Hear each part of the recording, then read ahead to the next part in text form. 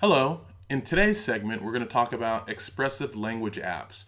What kinds of apps are available out there that your child could use to help them get better and more effective functional language that will help them learn how to speak or be able to communicate with others more effectively? That's what we're going to cover today.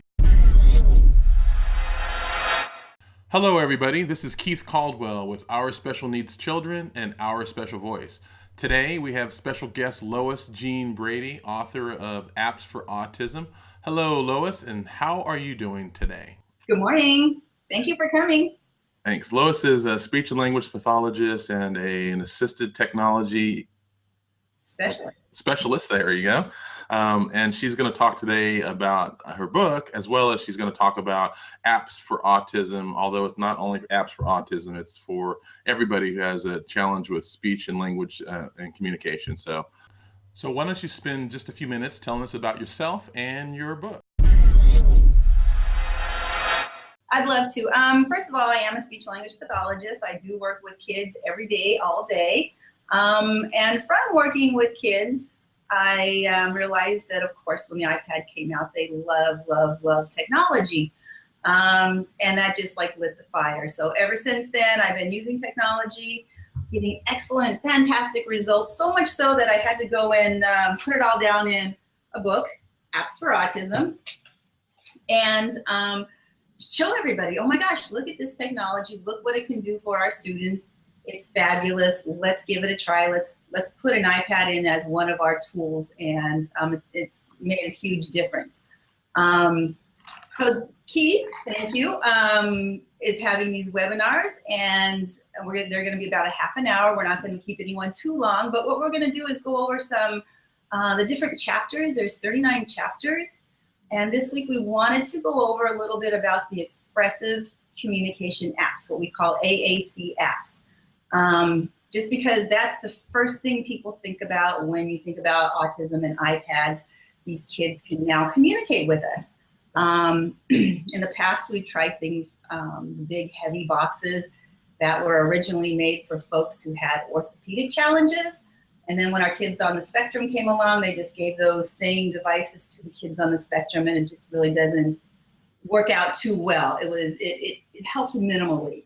And now that the iPad's out, we have to thank Apple for coming out with probably one of the most greatest assistive technology devices we can have. Came from Apple, and our kids are communicating. They're wonderful. They're fantastic. They're going into regular classes now. They're able to go to college. They're able to write books. And so I just wanted to tell you today about some of the really great, fantastic AAC apps out there. And there is three different categories, and I wanted to show you the different categories and why you might want to choose that category. I'm not going to go into any app too specifically because there's tons of information out there. They all have manuals. They all have YouTube videos on how to run them. I just wanted to show you what they were, categorize them, and tell you why you might want to use that particular category over another one. Okay, so I'm going to screen share now, Keith, so that we can go to my iPad. And let's see, screen share.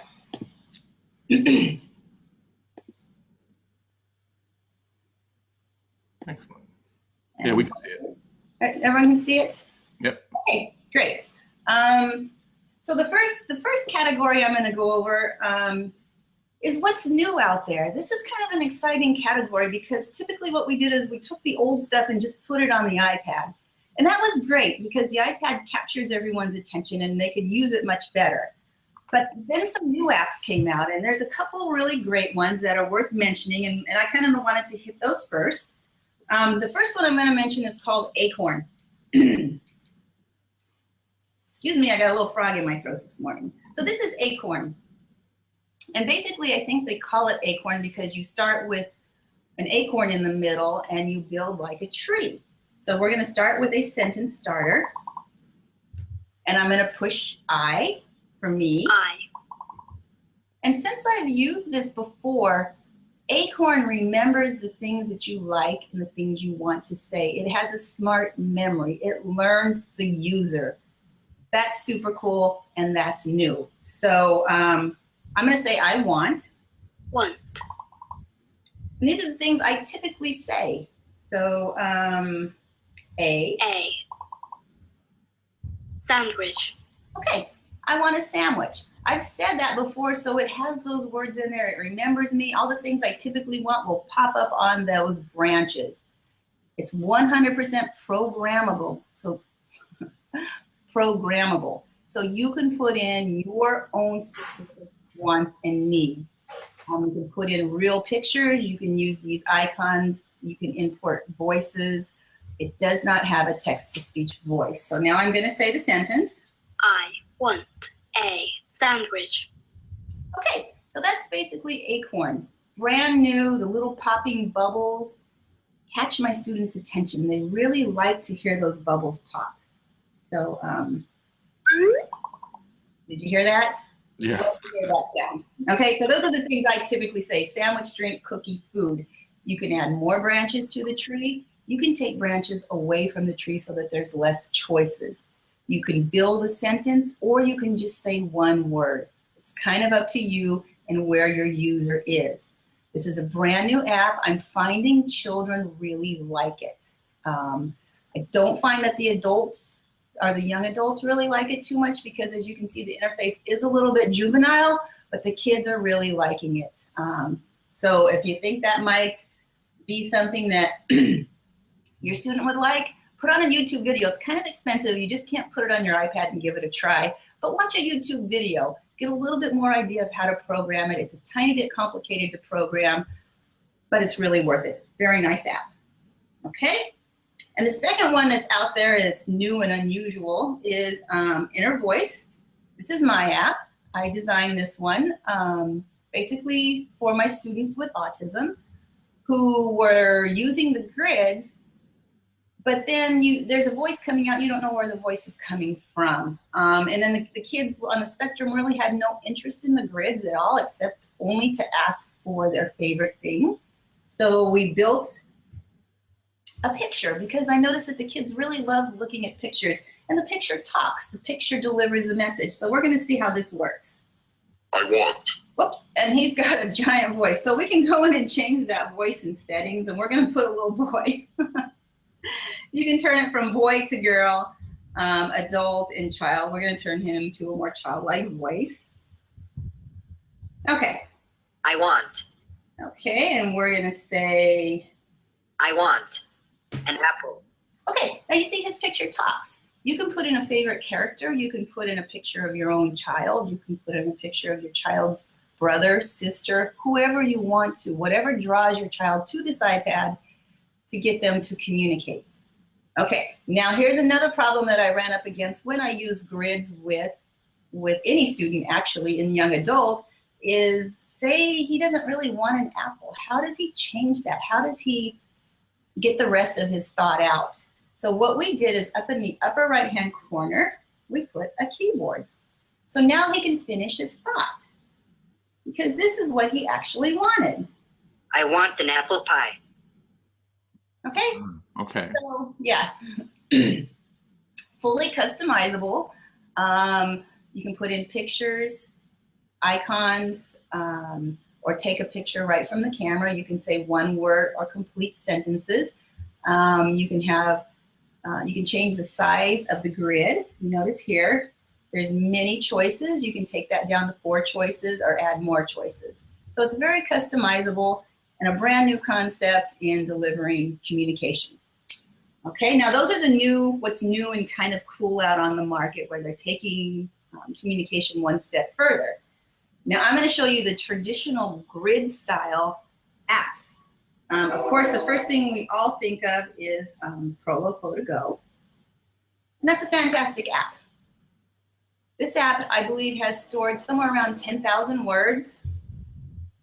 We're going to just erase that. And it's a grid, and you build your sentence. I want. Cookie. Okay, so you build a sentence, and then you touch the bar. I want cookie. And it delivers a sentence for you. This app is probably one of the most customizable apps on the market because you can see how some of the squares are yellow coded. Some of the squares you'll see will be Oh, there's more yellow. Some will be pink, some will be red. I need help. Some will be blue. And now I can't find any of the other colors. Ah, there's a pink one. And they represent different parts of speech. You got some pinks and some oranges. Well, you can change those. You can change the background. You can use your own pictures.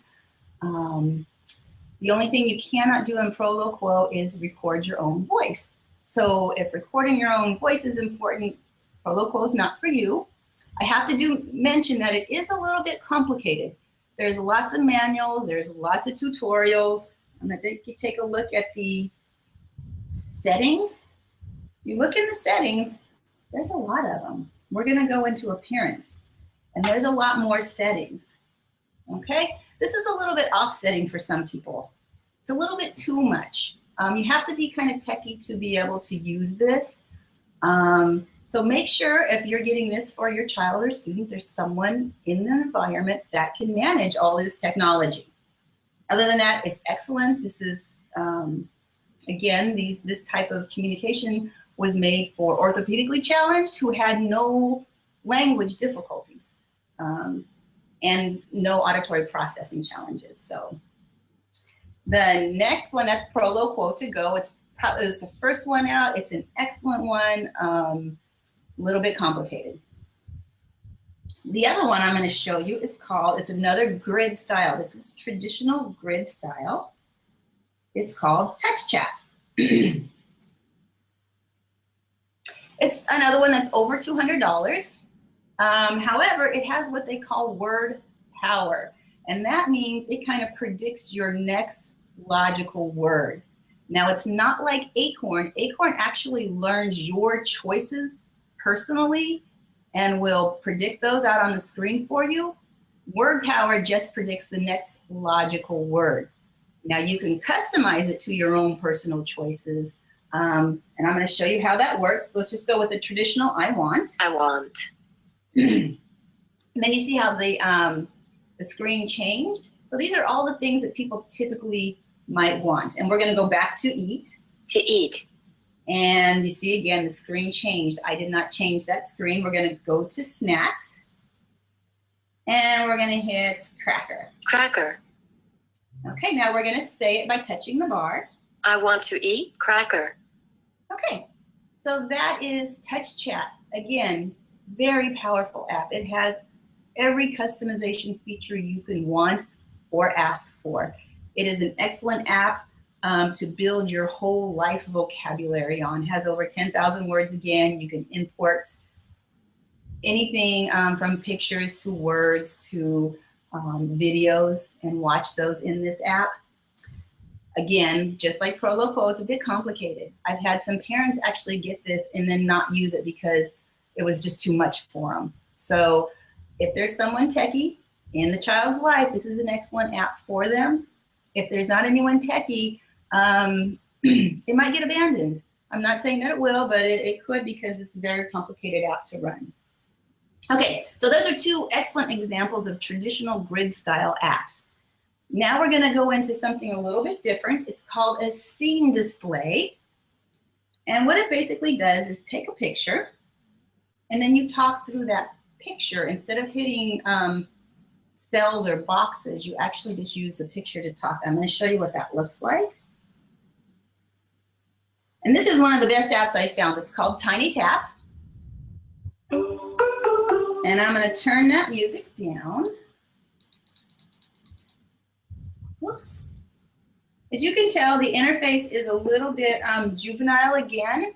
However, it could also work for students who are young adults who are a little bit older because you can put in anything you want here. The initial interface, again, is a little bit juvenile, but as you'll see, this is so easy to use. And it's a free app. So because it's a free app, you see the pop-up there, they want you to buy things. But you can just turn it off by touching the white part of the screen. So here it is. This is Tiny Tap. Now you can pick a picture. I'm going to use my album. You can take one right from the camera. I'm going to go to my camera roll. And this is my favorite picture to choose because it has a lot of different things on it. And this is Very common for kids. You want them to be able to say what they want for lunch. Okay, I actually did this with one of my students, took a picture of his lunch. And right now we're going to size it, make it bigger or smaller. Hey, you're making my cookie bigger. I like that, Lois. Yeah. Okay. So there's your picture. You put it on your screen. You made it the size that you want. And now we're going to add an activity. And look at all those activities you can add. You can ask a question such as, where's the hamburger? And then the child or the student will touch the hamburger. You can create a soundboard. You can cut a shape puzzle out of it. You can play a video there, or you can simply just have it say something like, here's your lunch. We're gonna create a soundboard because we're doing expressive language apps today.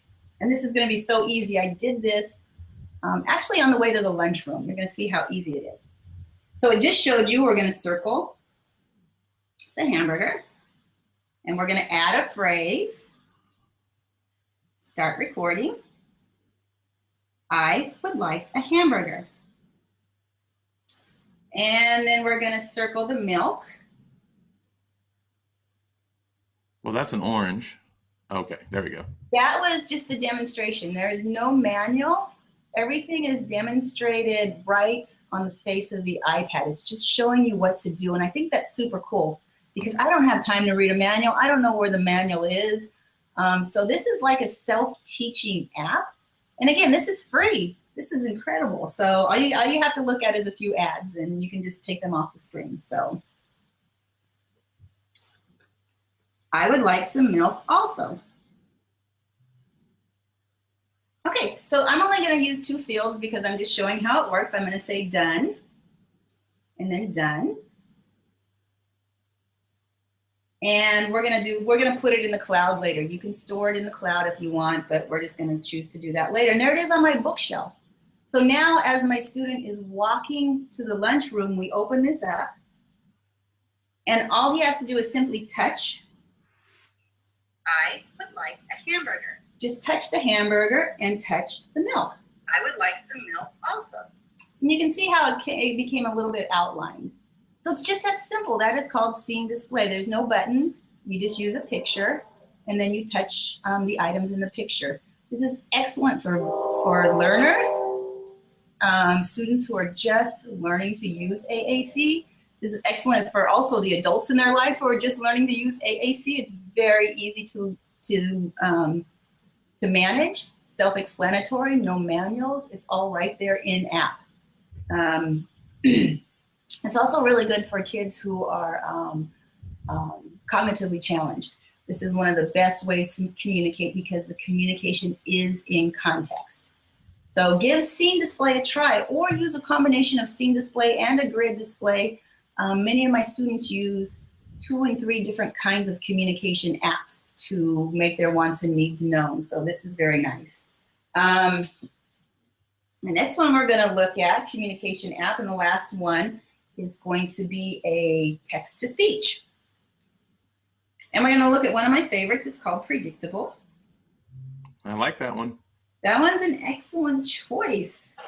It's one of the again, one of the first apps out there.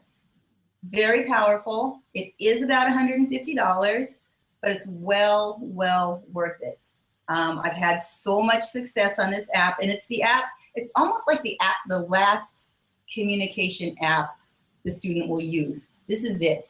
This one, as you can see, there's a word prediction bar. It learns the words that you say most. Like I'll say, hi, my name is, and you can see Lois pops up. Well, Lois is not a pre-predicted word. It learned that because I've typed it before, and now it comes up as one of my choices. So I'm gonna hit Lois. And another super cool feature here is it has these emojis. So we're gonna put in a O right there. And now we're gonna speak it. Hi, my name is Lois. Oh, The kids love that. It's fun. Now they get to express kind of their emotions where they never got to express emotions too much before. The The other really nice thing about Predictable that's one step above some of the other text-to-speech apps is it has pre-stored phrases.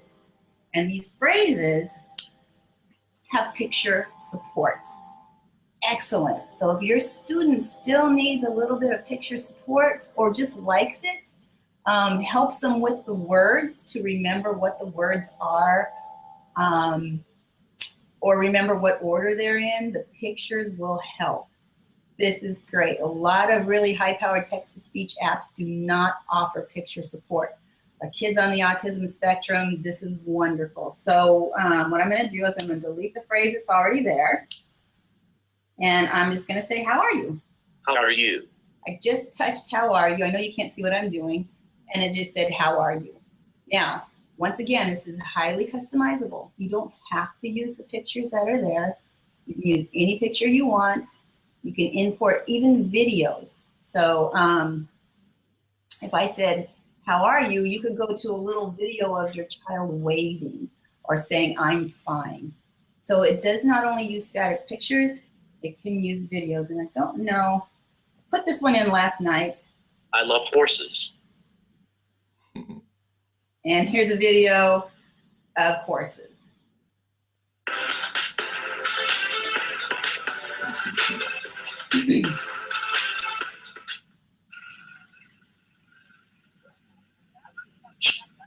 Okay, so that was just a little example. It doesn't have to just be a static picture. You can import videos, which is really nice, again, for not only expressing yourself, but it kind of helps a little bit with learning language. Our children are highly visual. A lot of times that's how they learn. And if you can show them rather than telling them, then they get the concept much better. And if you can do both, show them and tell them, that helps them connect the auditory representation with the visual representation. So Predictable is just very nice. I'm going to show you that you can create these phrases. That pop up, there you go. Okay, and then you can send them to Facebook. You can tweet them, you can Skype them, you can send them an email. So you can write your dad a letter and then send it home. It's really nice for older kids, young adults, adults who want to do these things. Who doesn't want a Facebook or do social media? Now our kids have a way to also participate in that. So this is kind of a cool app. And again, it's like for me, it's the last stop. Everything else builds up to this app. And then they use this app for communication because it lets them build original sentences, but yet still have picture support. And it lets them share, it lets them do social media, still learn language because you're now connecting visuals with the written representation and the auditory representation. So to me, this is just one of the most fabulous apps out there. And that is called Predictable. So those are we got 4 categories. I'm gonna take screen share off now. Okay. Let's stop sharing. Did we get it? You're almost back. There. You are, Lois. There you are. So those are like the 4 main categories of communication apps. What's new and great out there, some things that are taking everything like a step further. The traditional grid style, which works really well for students who already have a lot of language in their head and already have some language structure, probably don't have auditory processing, and again, it has 10,000 words, so these kids probably already have a huge vocabulary. Can be customized in many, many different ways, but are difficult.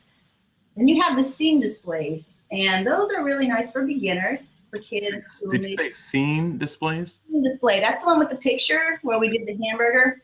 Mm-hmm. Those are called scene displays, and those are really nice for beginners on both sides, the learner and the teacher, because everything's in context. Right there is the child's lunch tray. Right. You're not, it's right in front of them. You're not taking them to a grid that's out of context of his lunch and having him pick a picture. If you touch the apple, it says apple, or it says I want an apple. And then you have your text-to-speech, where many of our kids should be going anyhow. They should be, we should be teaching them literacy. We should be teaching them text-to-speech. And Predictable does have picture support where a lot of the other ones don't. And a really high-powered word prediction, where it learns the words you use the most, a little bit like Acorn, who learns you. Predictable word prediction also learns you. So I did want to say, because I get this question so much, is how do I get my child to use this? How do I get my student to use it? They have it, they won't use it. There's kind of, there's a very, and it's not simple, it's a different way for us to think about it. But if you think about it like learning a foreign language, the best way to learn a foreign language is to be around people who are speaking that language and to have it modeled to you so that you can hear it. You can also see it. That's a really good way, and to use it in context. So for you and your child, what you're going to do is you're going to talk to your child or your student through their communication app. Ah, that's a good idea. Turn it on, and you're going to say, instead of just saying, hey, you want to go to the park? You're going to turn it on, and you're going to say, hey, do you want to go to the park? You're going to build the sentence and then say it to them. And then you're going to say it once more without the app. So now they're saying, oh my gosh, I can build a sentence there.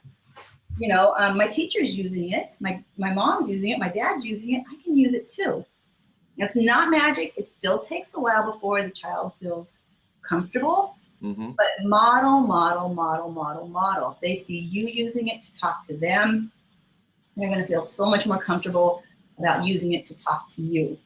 They're going to see how to put the sentences together. They're going to see that it's not only their language, it's everybody's language.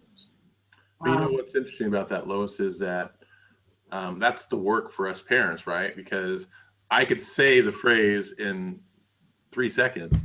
Now I've got to go grab predictable. I've got to type it in. I've got to do that. So maybe the thing to do is build up some sentences already. You know, take a couple hours or an hour or whatever and build up some sentences of things you typically say. If you're always asking, do you want to go play basketball? Do you want to go to the theater? Do you want to ride your bike? Do you want to eat cheese or whatever?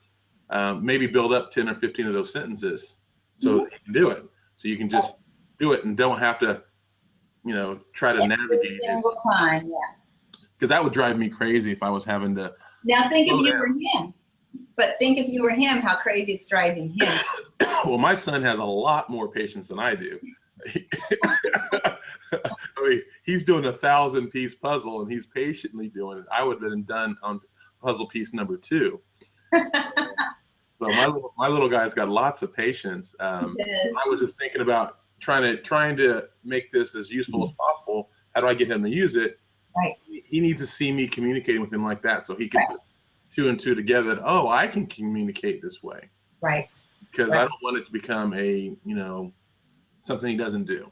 Right. That's the single most important thing anyone can do when teaching a second language. And essentially this is a second language. And if no one is using it, well, why should he?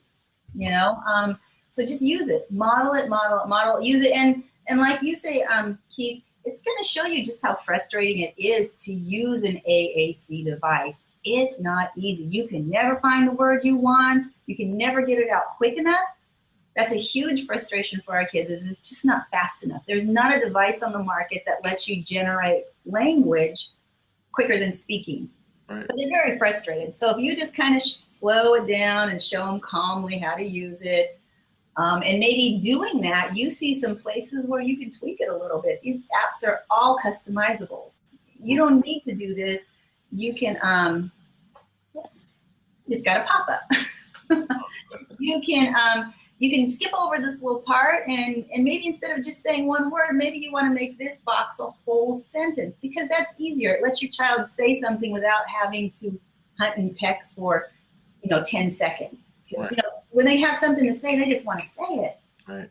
And the least frustrating we can make it for them, the better off. When we're trying to build language and teach sentence structure, then we'll step back and say, you need to have your sentence look like this. But when he's just wanting to communicate and all excited, that's not a time to teach grammar. That's a time to just let them get it out and let them talk to you and have a conversation. One of my favorite things to do is to open up a YouTube video to one of their favorite things, sit there with the iPad in front of us and just do things like, wow, that was cool. I'd type that to him, or, oh, wow, I like that color, or did you see her shoes? you know, something like that, that you would normally say sitting next to anybody.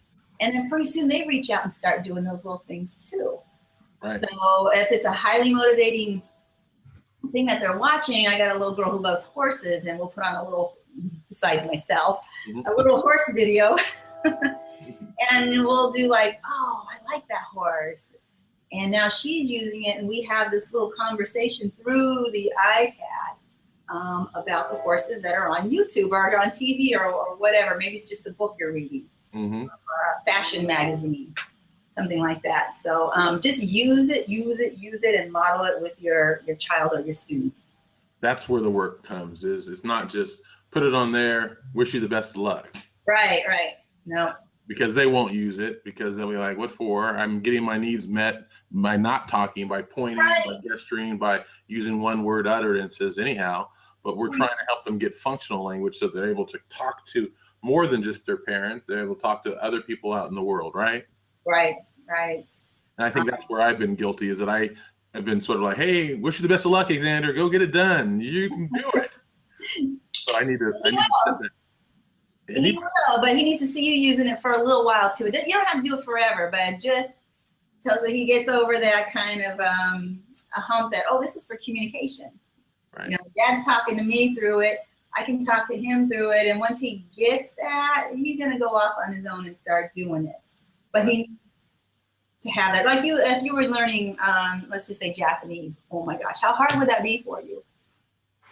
You know, you might know a few words and you might want to use that one word utterance, but if no one were talking to you in Japanese, man alive, that would be hard for you to start using it. Yes, it would. You know, Lois, everybody who registered for the show got a copy of your feature matching checklist. Oh, excellent. So if you guys all have that, we gave it to you so that you could evaluate these apps as well as any other apps that you were considering for your child or yourself or whoever you're watching this for, to help you sort of evaluate what features or what things that you want. So we would encourage you to use that however you see fit to evaluate these apps and other apps that you're looking at, so you can sort of have like a common way to evaluate if something is a good fit for you or your child.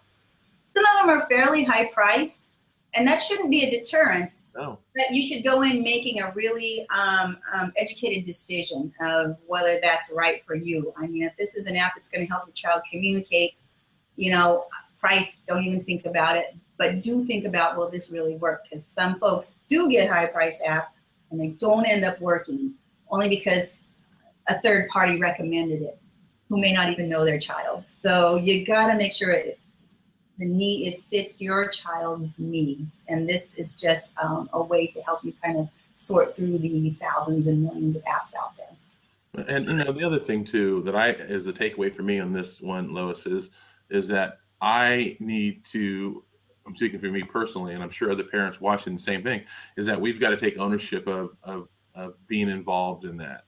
Like I said, I've been guilty of just, here you go, wish you the best of luck. And really I need to, you know, take the time, because the payoff could be so huge, right? My little guy could be talking and communicating and saying things, and I know he's got so much inside of his little head that he wants to get out. Right. But he doesn't have really the tools to do it. Right. So I think spending this kind of time is going to be time well worth it.